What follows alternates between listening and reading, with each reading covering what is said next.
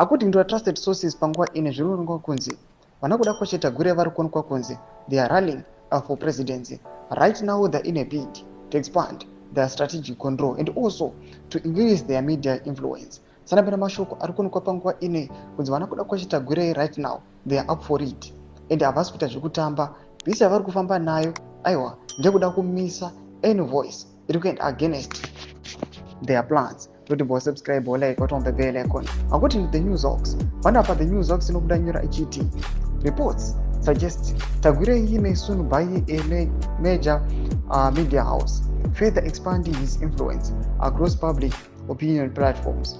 While he denies direct interest in media ownership, insiders claim he has indirect links to existing media entities through pro-mnangagwa allies, combined with his sponsorship of national football clubs like Highlanders and Dynamos.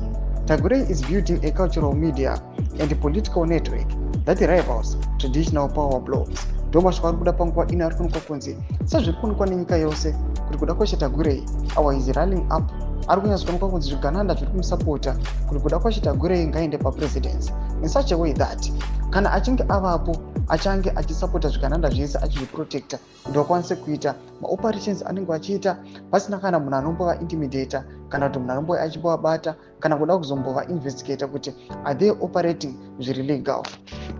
Right now kuri kunzi kunyange kuda kwashe Tagwirei ari kuuya panguva ini achiramba achiti aiwa handina kana any influence kana any interest in media ownership.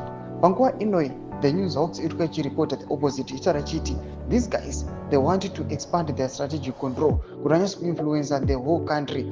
Panguva inoi vainfluence nemedia takaona the media policy yakalonjwa even nemutungamiri wenyika iri kuonekwa kunzi macritics ari kuuya achiti hapana a proper study or feasibility yakaitiwa to come up with that policy, but panguva ino zvinoonekwa kunzi they were just policies anosupporta the regime ichiundermina vese vanenge vachiexposa corruption. Tudze mafunguro enyu muri kudi pamusoro pechitiko ichi. Abvina comment section menu mafunguro enyu.